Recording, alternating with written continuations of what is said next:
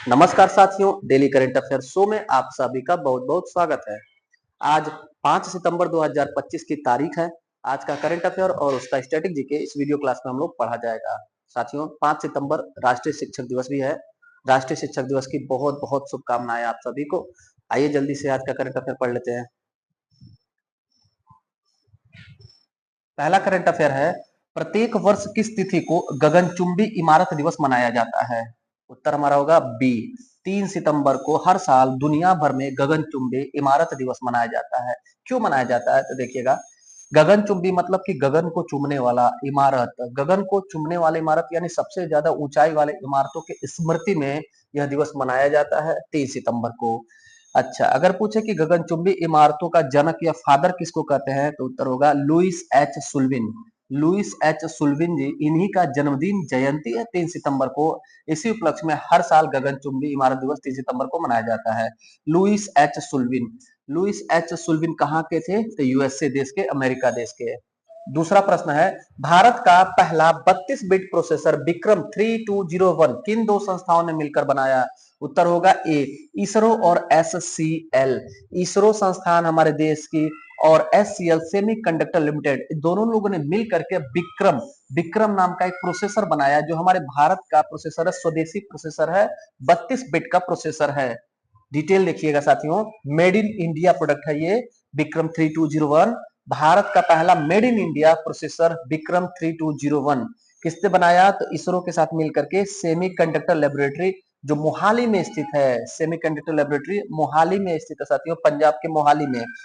अच्छा, उद्देश्य क्या है इसका, लाभ क्या होगा तो विदेशी सेमीकंडक्टर पर निर्भरता हमारी कम होगी। हमको सेमीकंडक्टर दुनिया के अन्य देशों से, जो चीन से हम लोग आयात करते हैं, वो कम आयात करना पड़ेगा, हमारे भारत में बनेगा। इसरो में भी कौन सी यूनिट बनाएगी तो इसरो के साथियों, इसरो के तिरुवनंतपुरम स्थित, तिरुवनंतपुरम यानी केरल में, तिरुवनंतपुरम स्थित विक्रम साराभाई अंतरिक्ष अनुसंधान केंद्र है, वो एससीएल के साथ मिलकर के यह प्रोसेसर बनाएगी। तीसरा करंट अफेयर है, नारियल विकास बोर्ड ने नारियल किसानों के लिए सहायता बढ़ाने की घोषणा की। इसका मुख्यालय कहाँ स्थित है? अभी हाल ही में नारियल विकास बोर्ड ने नारियल किसानों के आय को बढ़ाने के लिए उनकी आर्थिक सहायता की घोषणा की। नारियल विकास बोर्ड हमारे भारत के केरल राज्य में स्थित है। पूरा डिटेल देखिएगा साथियों, जहां से प्रश्न संभावित है। क्यों अभी किया गया तो अभी हाल ही में 2 सितंबर को विश्व नारियल दिवस था। विश्व नारियल दिवस 2 सितंबर को, जो 1969 में, 1969 ईस्वी में अंतरराष्ट्रीय नारियल समुदाय की स्थापना के शुभ अवसर पर मनाया जाता है। दो स्टैटिक जीके का क्वेश्चन बहुत इंपॉर्टेंट, अक्सर गलत कर देते हैं लोग कि नारियल का सर्वाधिक उत्पादन कौन सा राज्य हमारे भारत में करता है और दुनिया में। तो देखिएगा, वर्तमान में जब वीडियो बन रहा है तो कर्नाटक शीर्ष है। कुछ दिन पहले ये डाटा आया साथियों, पहले केरल जो है नारियल उत्पादन में शीर्ष हमारा भारतीय राज्य था। अभी कर्नाटक सबसे ज्यादा भारत में नारियल उत्पादन करता है, सेकंड पायदान पर केरला हो गया है। दुनिया में सबसे ज्यादा नारियल उत्पादन कौन सा देश करता है तो इंडोनेशिया देश करता है साथियों, याद रखिएगा इतनी बात।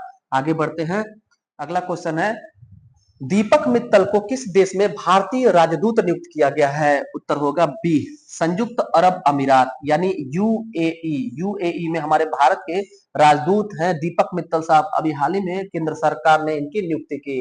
साथियों, जो आईएफएस अधिकारी होते हैं यूपीएससी से, आईएफएस इंडियन फॉरेन सर्विस के, उसी में सीनियर जो अधिकारी होते हैं उनको किसी देश में जिससे हमारा मैत्रीपूर्ण संबंध रहता है, उनको उस देश का राजदूत नियुक्त किया जाता है। यूएई का स्टैटिक जीके देखिएगा साथियों, यूएई का कैपिटल है, राजधानी है अबू धाबी, और यूएई का सबसे बड़ा शहर, प्रमुख शहर दुबई है। यूएई का करेंसी पूछ दे आपसे साथियों तो दिरहम है। और यूएई कितने राज्यों से मिलकर के बना है तो 7 राज्यों से मिलकर बना है। 7 स्टेट का एक यूनाइट है, यूनाइटेड अरब इमरेट्स। अगला प्रश्न हम लोग देखेंगे साथियों, पांचवा प्रश्न, राष्ट्रीय महिला आयोग द्वारा जारी रिपोर्ट के अनुसार महिलाओं के लिए भारत का सबसे सुरक्षित शहर कौन सा है? मोस्ट इंपॉर्टेंट क्वेश्चन साथियों, 5/5 यानी कि 100% संभावित प्रश्न है, किसी न किसी एग्जाम में आ जाएगा। कोहिमा, नागालैंड की राजधानी कोहिमा है। इसको राष्ट्रीय महिला आयोग जो दिल्ली में स्थित है, उसने महिलाओं के लिए भारत का सबसे सुरक्षित शहर बताया है। पूर्वोत्तर का है साथियों, नागालैंड की राजधानी कोहिमा। अगर वही पूछे सेकेंड पायदान पर हमारा भारत का सबसे सुरक्षित महिलाओं के लिए तो विशाखापत्तनम, आंध्र प्रदेश का विशाखापत्तनम। थर्ड तो भुवनेश्वर हो जाएगा, उड़ीसा का कैपिटल भुवनेश्वर हो जाएगा। और जो मिजोरम की राजधानी जो आइजोल शहर है, ये शहर हमारे भारत का चौथा सबसे सुरक्षित शहर हो जाएगा महिलाओं के लिए। किसने यह रिपोर्ट जारी किया? तो राष्ट्रीय महिला आयोग ने जारी किया। राष्ट्रीय महिला आयोग का हेडक्वार्टर कहाँ पर है? नई दिल्ली में। वर्तमान में इसकी चेयरमैन अध्यक्ष कौन है? तो विजया किशोर रहाटकर। विजया किशोर रहाटकर ये वर्तमान में अभी हाल ही में ये नियुक्ति हुई है साथियों, विजया किशोर रहाटकर जी का राष्ट्रीय महिला आयोग के। इनसे पूर्व में रेखा शर्मा थी, जो 12 साल से हमारे राष्ट्रीय महिला आयोग की अध्यक्ष थी। अगला प्रश्न हम लोग देखेंगे। अगला और महत्वपूर्ण प्रश्न है, वर्ल्ड बैडमिंटन चैंपियनशिप 2026 की मेजबानी कौन सा देश करेगा? हमारे भारत में होगा। भारत में हो रहा है, वर्ल्ड चैंपियनशिप है, इसलिए महत्वपूर्ण हो जा रहा है। उत्तर हमारा होगा छठा का डी।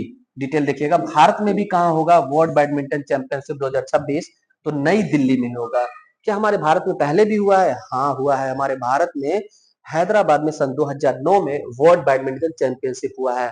अब 2026 में यानी अगले वर्ष नई दिल्ली भारत में होगा। अगला प्रश्न देखिएगा साथियों, सातवां प्रश्न है, एफएसएसएआई के सीईओ का कार्यभार किसे सौंपा गया?